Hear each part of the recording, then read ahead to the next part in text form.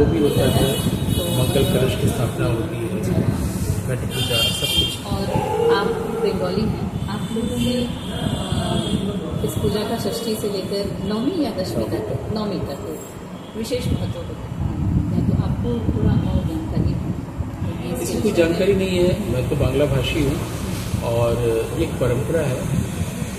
परंपरा में हम लोग भारतवर्ष के लोग, हम लोग ये सब आयोजन इसलिए करते हैं कि उसके द्वारा आनंद में समय बीतते हैं।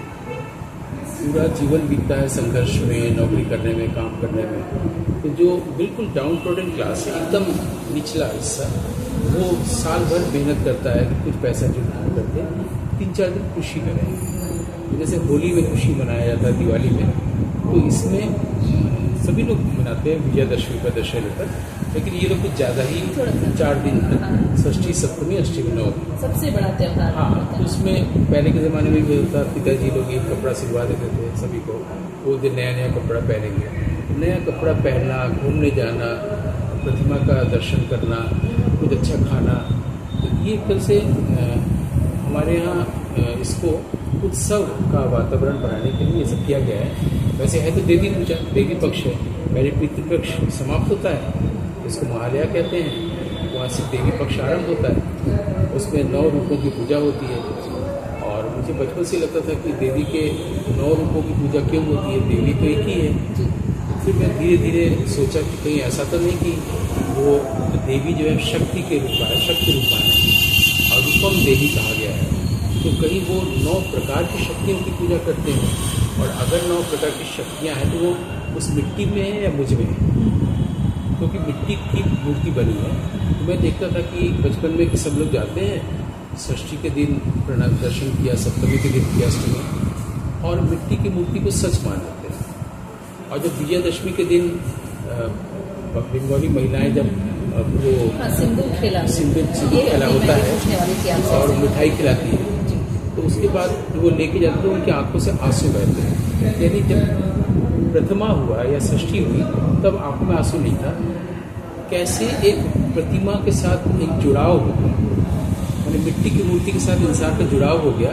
जब उसको लेके जा रहे हैं तो आंसू बह रहे, रो रहे हैं, है ना।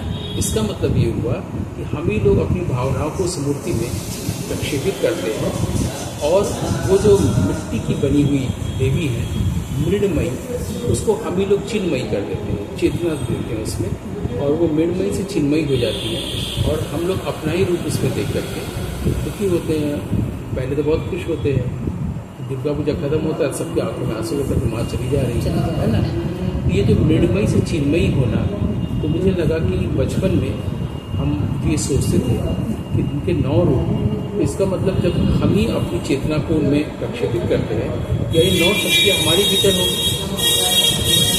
उन 9 शक्तियाँ हमारे भीतर है, सोई हुई हैं, बाहर के माध्यम से हम उन्हें जगाने की कोशिश करते हैं, जिसके लिए हम लोग व्रत करते हैं, पूजा करते हैं। तो वो 9 शक्तियाँ क्या हैं, इसको ढूंढा जा सकता है।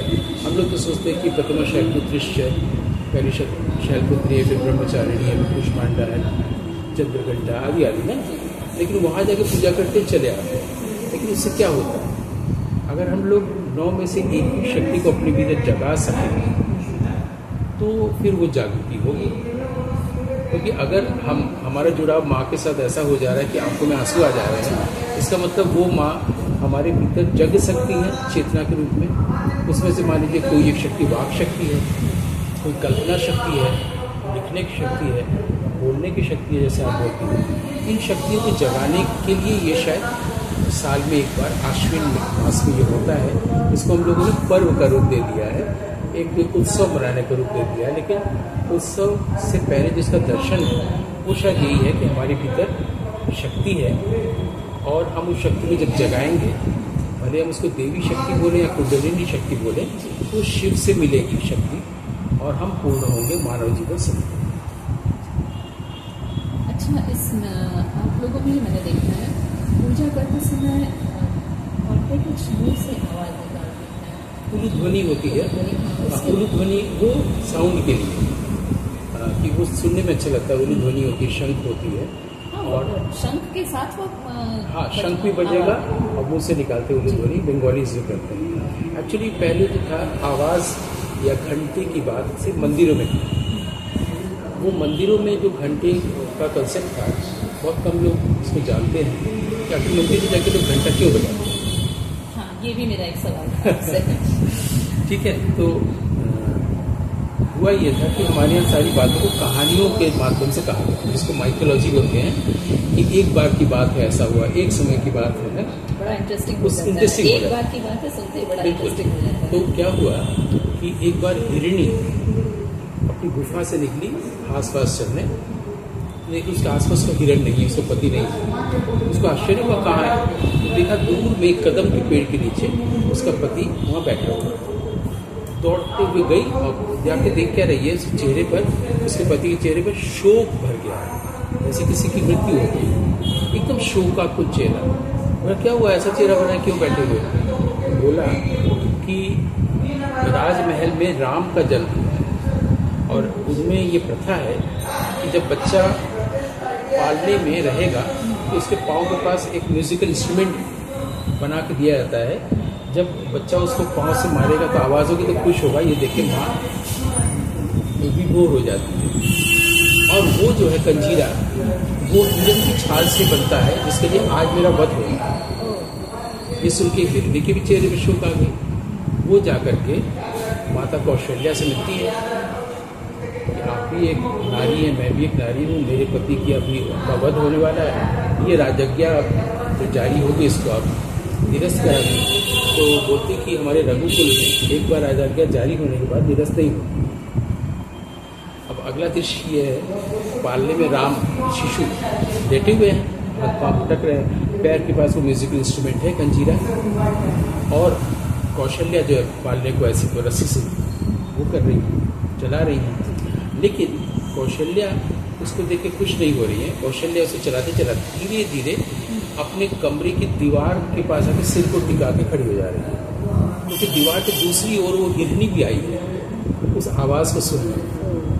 तो और कौशल्या को पता है कि उस ओर उस छाल में की आवाज़ से हिरनी को अपने पति का की अनुभूति हो रही है। उधर उसके आंसू बह रहे हैं हिरनी के, इधर कौशल्या के आंसू। लेकिन वो जो शिशु है वो सामान्य शिशु नहीं है, बहुत शैतान शिशु है राम। वो पैर से कंजीरों को ऐसे मार रहा है कि उस साउंड जो है वो आहत नाद अनाहत नाद में बदल जा रहा है, अनहत नाद। और कौशल्या और हिरनी दोनों ही दुख से मुक्त हो जा रहे हैं, परम आनंद चल जा रहा है। ये कहानी राम को पता है, कभी नहीं सुनी, ये लोक कथाओं में, ये रामायण में नहीं है। तो राम के पैर से टच करने पर जो साउंड आ रहा है वो साउंड अनाहत नाद में बदल जा रहा है, और कौशल्या भी दुख से मुक्त हो जा रही है, मोक्ष, और हिरणी भी हो जा रही है, आनंद। उसके लिए मंदिरों में घंटी की व्यवस्था की गई है। हम लोग जब मंदिर में प्रवेश करते हैं, जो घंटी को बजाते हैं, इस संसार में कोई एक दुखी व्यक्ति, उसका दुख दूर हो जाता है ना। तो वो मंदिर कहाँ से आएगा? जब घर में हम लोग कोई पूजा कर रहे हैं तो उसको बंगाली महिलाएं मुंह से ही करती हैं, से। अच्छा, बहुत अच्छा लगता है एक साथ कई सारी औरतें। और सिंदूर खेला के बारे में, सिंदूर खेला इसीलिए कि माँ जो है सौभाग्यवती, हम हमेशा सौभाग्यवती रहे, माँ की विदाई में माँ आशीर्वाद देके जाए, बस इतना एक दूसरे को आशीर्वाद। हाँ, वो आशीर्वाद तो है, माँ का आशीर्वाद देके कि तुम भी सौभाग्यवती रहो, बस इतना सा।